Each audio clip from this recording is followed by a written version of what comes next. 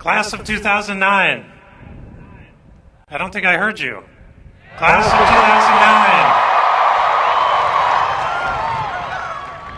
2009. First, I want you to stand up and wave and cheer your supportive family and friends.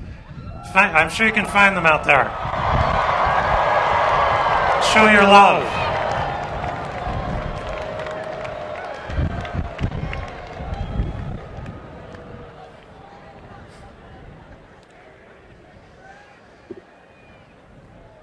It's a great honor for me to be here today. Now wait a second. I know, that's such a cliche. You're thinking every graduation speaker here says that. It's a great honor. But in my case, it really is so deeply true. Being here is more special and more personal for me than most of you know. I'd like to tell you why. A long time ago, in this cold September of 1962, there was a Stevens co-op at this very university.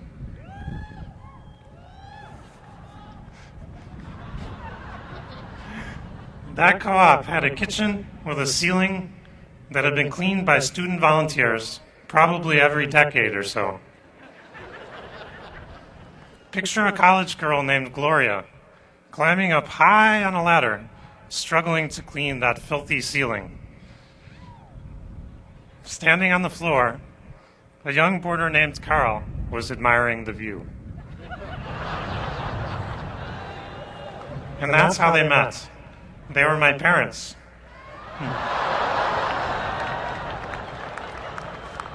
So I suppose you could say I'm a direct result of that kitchen chemistry experiment right here in Michigan. My mom is here with us today, and we should probably go find that spot and put up a plaque on the ceiling that says, "Thanks, Mom and Dad." Everyone in my family went here to Michigan. My brother, my mom, my dad, all of us. My dad actually got the quantity discount. He got all 3.5 of his degrees here. His PhD was in communication science because they thought computers were just a passing fad when he earned it 44 years ago. He and Mom made a big sacrifice for that degree. They argued at times over pennies while raising my newborn brother. Mom typed my dad's dissertation by hand. Kind of ironic given it was a computer science dissertation. This velvet hood that I'm wearing, this was my dad's. This diploma? Yeah.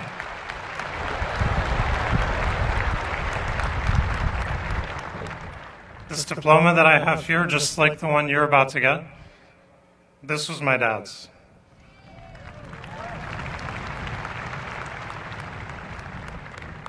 And my underwear? Oh, never mind. Sorry. My father's father worked in the Chevy plant in Flint, Michigan.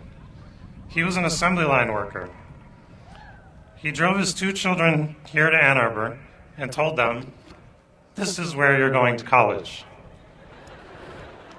I know, it sounds funny now. Both of his kids actually did graduate from Michigan. That was the American dream. His daughter Beverly is also with us today. My grandpa used to carry an alley-oop hammer, a heavy iron pipe with a big hunk of lead melted on the end. The workers made them during the sit-down strikes to protect themselves. When I was growing up, we would use that hammer whenever we needed to pound a stake or something into the yard. It is wonderful that most people don't need to carry a heavy blunt object for protection anymore. But just in case, I brought it with me.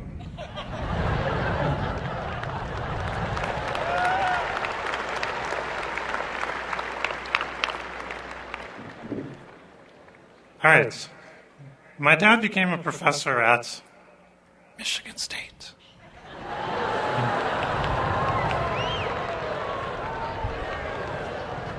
And I was an incredibly lucky boy. A professor's life is pretty flexible, and he was able to spend oodles of time raising me. Could there be any better upbringing than a university brat?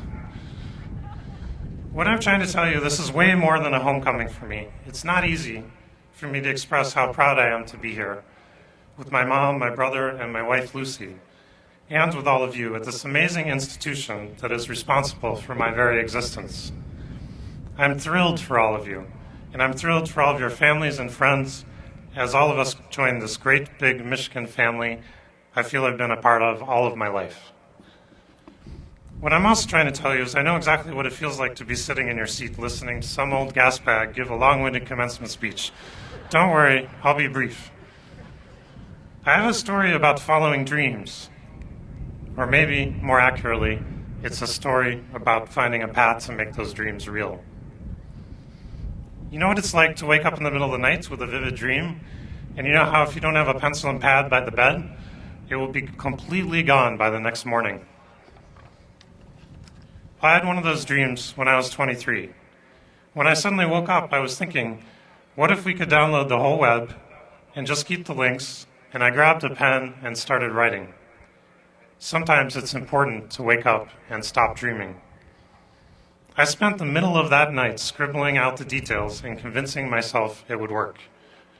Soon after, I told my advisor, Terry Winograd, it would take a couple of weeks for me to download the web.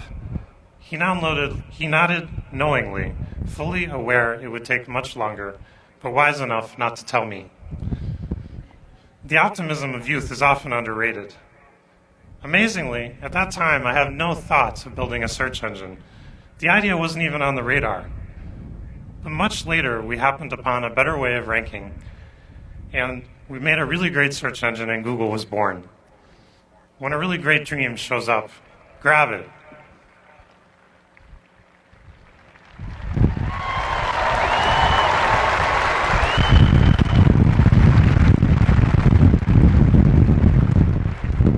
When I was here at Michigan, I'd actually been taught how to make dreams real. I know it sounds funny, but that is what I learned in a summer camp converted into a training program called Leader Shape. Yeah, we got a few out there. Their slogan is to have a healthy disregard for the impossible. That program encouraged me to pursue a crazy idea at the time. I wanted to build a personal rapid transit system on campus to replace the buses. Yeah, you're still working on that, I hear. It was a futuristic way of solving our transportation problem. I still think a lot about transportation. You never lose a dream. It just incubates as a hobby. Many things people labor hard to do now, like cooking, cleaning, and driving, will require much less human time in the future. That is, if we have a healthy disregard for the impossible and actually build the solutions. I think it is often easier to make progress on mega ambitious dreams. I know that sounds completely nuts, but since no one else is crazy enough to do it, you have little competition. In fact, there are so few people this crazy that I feel like I know them all by first name. They all travel as if they are pack dogs, and they stick to each other like glue. The best people want to work on the big challenges. That is what happened with Google. Our mission is to organize the world's information and make it universally accessible and useful. How can that not get you excited? We almost didn't start Google, actually, because my co-founder Sergey and I were too worried about dropping out of the PhD program. None of you have that issue, it seems. You are probably on the right track if you feel like a sidewalk worm during a rainstorm. That is about how we felt after we maxed out 3 credit cards buying hard disks off the back of a truck. That was actually the first hardware for Google. Parents and friends, more credit cards always help. What is the one-sentence summary of how you change the world? Always work hard on something uncomfortably exciting. As a PhD student, I actually had 3 projects I wanted to work on. Thank goodness my advisor said, why don't you work on the web for a while? He gave me some seriously good advice because the web was growing with people and activity, even in 1995. Technology, and especially the internet, can really help you be lazy. Lazy? What I mean is a group of 3 people can write software that then millions can use and enjoy. Can 3 people answer the phone a million times? Find the leverage in the world so you can be truly lazy. Yeah.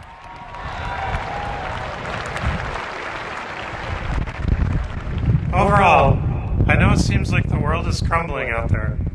It's actually a great time in your life to get a little crazy, follow your curiosity, and be ambitious about it. Don't give up on your dream. The world needs you all. So here's my final story. On a day like today, you might feel exhilarated, like you've been just shot out of a cannon at the circus, and even invincible. Don't ever forget that incredible feeling. But also, always remember that the moments we have with friends and family, the chances we have to do things that might make a big difference in the world, or even to make a small difference to the ones we love, all those wonderful chances that life gives us, life also takes away. It can happen fast and a whole lot sooner than you think. In late March 1996, soon as after I had moved to Stanford for grad school, my dad had difficulty breathing and drove to the hospital. 2 months later, he died. I was completely devastated. Many years later, after a startup, after falling in love, and after so many of life's adventures, I found myself thinking about my dad. Lucy and I were far away in a steaming hot village, walking through narrow streets. There are wonderfully friendly people everywhere, but it was a desperately poor place. People used the bathroom inside, and it flowed out into the open gutter and straight into the river. We touched a boy with a limp leg, the result of paralysis from polio. Lucy and I were in rural India, one of the few places where polio still exists. Polio is transmitted fecal to oral, usually through filthy water. Well, my dad had polio. He went on a trip to Tennessee in the 1st grade, and he caught it. He was hospitalized for 2 months and had to be transported by military DC-3 back home, his first flight. My dad wrote, "Then I had to stay in bed for over a year before I started back to school." That is actually a quote from his 5th grade autobiography. My dad had difficulty breathing his whole life, and the complications of polio are what took him from us too soon. He would have been very upset that polio still persists even though we have a vaccine. He would have been equally upset that back in India, we had polio virus on our shoes from walking through the contaminated gutters that spread the disease. We were spreading the virus with our every footstep, right under the beautiful kids playing everywhere. The world's on the verge of eliminating polio. There's 328 people infected so far. Let's get it eradicated soon. Perhaps one of you will do that.